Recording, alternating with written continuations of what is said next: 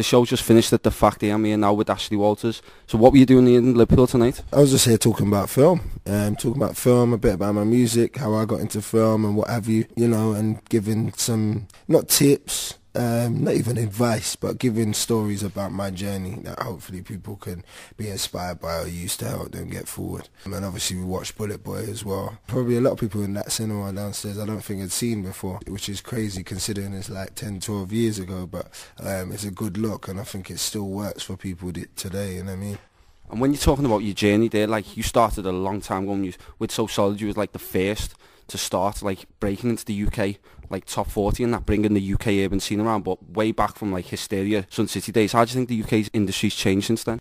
It's developed, it's grown. It's appreciated now. It's much more appreciated, definitely, and established to the point that it's infiltrated. I think it, you know, through music growing that much, it's infiltrated film. It's opened up the genre of film in the UK and a lot of other things as well, and just culturally and fashion-wise as well. It's affected everything, which is a brilliant look. Obviously, I mean, you know, I don't like everything that comes out, but I think as a whole, in general, for the scene, it's amazing. And the fact that we're pretty much controlling the top 10 these days and record sales and whatever is a brilliant thing. It's more than anyone could ask for, and something that, you know, we never saw happening when we were in So Solid. It was a mad struggle to get anything done back then, but yeah, it's a really good look. From them days of just putting down on white label to now where UK artists can put their tunes on iTunes and get into the top 40 a lot easier, do you think it was a lot more of a struggle then to break out when you first started? No doubt, man, no doubt. I mean, how can, you know, if some artists never had YouTube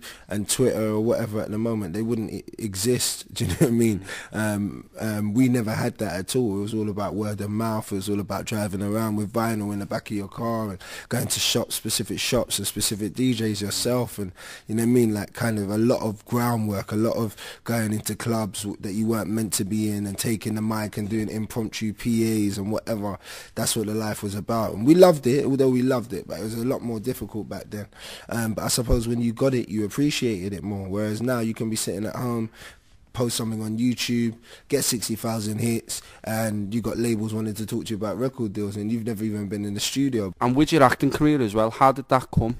Acting came like first and foremost. I started acting when I was 6. I went to Sylvia Young Theatre School in West London, and I went there from the age of 6 to like 10, 11 years old, and did all sorts of platforms and forms of acting and training and what have you, and it just developed from there. I started in radio plays, went into West End Theatre, and did a few TV shows after that, and kind of dropped out for 5 years to do So Solid, and after that came back and did Bullet Boy, and it just progressed from there, man. And with your music as well now, are you putting more of your time into just one now? Obviously, I mean, like, what I've kind of worked out that I need to do is kind of set aside time for certain things, and doing 2 things at once is pretty much impossible. So yeah, exactly. So, you know, right now I'm focusing on my music and focusing on getting the album done, and promoting the singles. But obviously from December onwards I go back into doing Top Boy Series 2 for Channel 4. So